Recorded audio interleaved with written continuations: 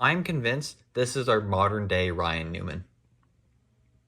Wins a race, randomly, and then just gets 1,000 poles a year. That's the entire history of Michael McDowell. Also his history for like the last 2 years, but it fits my narrative. So yeah. Again, it's so weird filming a 124 because I just don't have the space, I feel like. So let's just push this back. Here's the, why did I get like stung right there? That was weird. Here's the wind sticker. Very, very detailed, as you can see. Wow. Anyways, here's the trading card. Race information card. Pamphlet? I don't know. Yep, Daytona 500 win. Joe really got him. Did a bad block. It doesn't mention that on here, though, for some reason. Yep, they ran a train for half the race. Then Joey did a down block. Anyways, here it is, Mike McDowell's Daytona 500 win. I mean, I gotta be honest, this is actually a cool looking car, and I really gotta find that 164 with the custom box. Anything going on there in the rear end.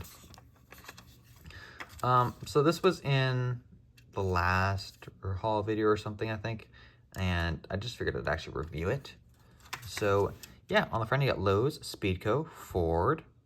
Something looks weird there, but I think it's just the Lowe's logo. Love's logo, not the Lowe's. Ford Mustang, Front Row Motorsports, K&N, Sunoco, NASCAR Cup Series, Speed Cash, a couple contingencies, Lowe's, Speedco, Safety Clean, American Ethanol Fuel. I forget what badge that is. That's a badge of some sort. Contingencies, Ford, Speedco, FR8, Seam, Michael McDowell, the roof hatch, Loves McDowell, number 365 on the DIN, loves the Speedco, loves a Ford looking license plate, Front Row Motorsports, number 34. Same stuff's on the left side and the right side, and Ford McDowell.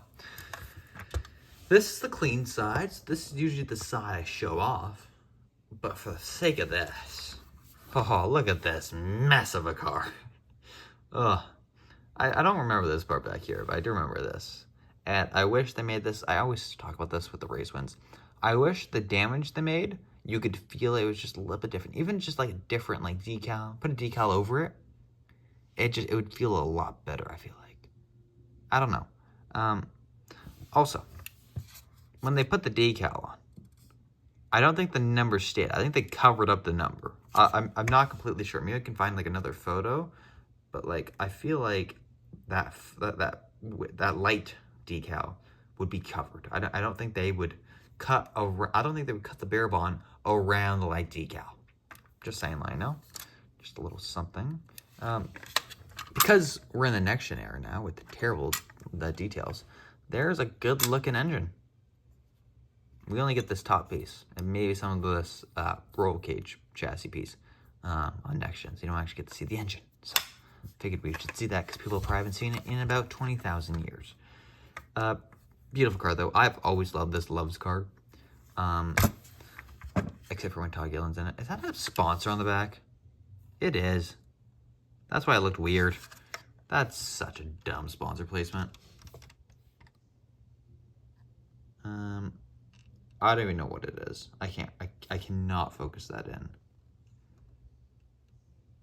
Maybe someone else can tell me. I want to see if there's any sponsors. There's another sponsor on the rear end. It looks like a phone number of sorts. I have not a clue what that is. Yeah, well, unless you got a race win diecast, people can see that. As far as Lionel did that though. Interesting to see this. I don't think I have a restrictor plate like race win diecast, so it's interesting to see that they actually do the clear top piece and then the actual regular spoiler. I didn't think they'd actually do that, and I actually never thought about that actually when it comes to these diecasts. I think the Raceman diecast, I know a lot of people say this, and I gotta say this as well. The detail on the Raceman diecast is actually very well done. It's one of the few things I think Lionel has almost mastered. That's a 2021 thing I want to talk about there. Anyways, absolutely part of the top. We don't really ever get this type of detail with the old 124 race wins, so I think they've been getting better and better. I think 2021 was probably one of their best years for Raceman diecast, but actually, I'm not gonna say that. No, I think they just like they're consistent with them now, and it's nice. I want to talk about this rear end. Not even rear end. The tire lineup and whatever happened. Something. I don't know if it's just like how the chassis was built. But I noticed this when I was originally planning on buying the Logano Bristol Dirtman. The tires are really far in on the chassis. Like, it doesn't look that bad, but like, I feel like on certain like angles, it's really noticeable. Especially on that rear end, maybe like that. It kind of looks like that. I don't know. It's weird. I feel like the tires should be out a little bit more. I'm not going to complain too much about it, but it's always been a question of mine. Why is it like that? And I don't think it's like that for any other year. Like, I've only seen like the Logano 21, this 2021, a lot of my race wins actually. And what was it? I think it was another one. I think it was another Ford. I think it was just a Ford issue or something, but it just looked weird and it annoyed me. It's a little bit better now, but like now that I look at it and I notice it, it's annoying. I do love the tire details. I think it'd be awesome if you got this Raceman diecast and you also had the winning tire for some reason, or a tire from that race car of that race. Because you could actually see if the stuff matched up, and I think it'd be kind of cool. Again, well done. Like, Lionel mastered these tires. And then they just botched the 164s like crazy. Jesus. Very, very well done. Definitely a must pick up, I think. A lot of the 500 wins, especially, but that's just because of the damage and all that stuff. Again, I will again mention, I wish they, even if they just made this like a matte decal or something, just to change the texture when I feel it. It's a weird thought and a weird, maybe only I share that opinion, but really wish that was the case. Yeah, it's Lionel. This is the one time I will ever give them credit for detail, because they go out of the park with these race wins, and hopefully that continues. Also, when did Diecast start having like the full length window net? Because I have a Dale Jr. here, like actually I even have like, okay, so 2022 they shortened it up a bit because this piece, just because the A pillar was smaller.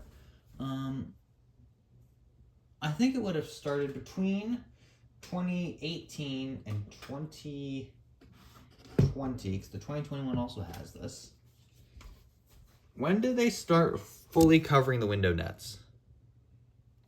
Don't want, the reason this is like pulled in a little bit is because I have a flag there usually. But like, that looks so much better. Why doesn't this car have that? Are you telling me back in 2017 they just had a giant open gap here, but then they have that? I think they were just lazy when it came to detail, but it's a little bit annoying now I look at it, because all those cars have it now.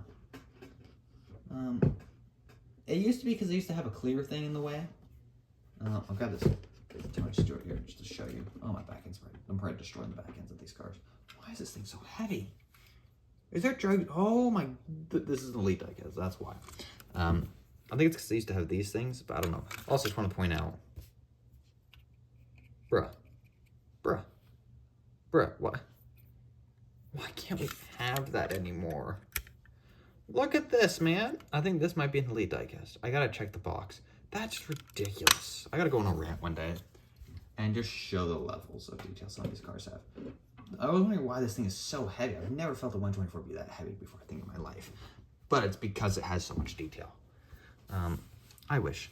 Anyways, beautiful diecast. Recommend picking it up. I wish we could open the rear ends now, but they had this thing in the way. Basically, adding this piece here to avoid blowovers saved Lionel from ever having to make this piece open. I want to see exactly, man. Anyways, great diecast. Recommend picking this up if you can. And that's all. So don't forget to comment, like, and subscribe. And I'll see you in the next one. What other videos can I film today? I'm on a bit of a rampage because I have exams coming up. So this is when I spend my free time, I guess, looking at toy cars. Sorry, diecast.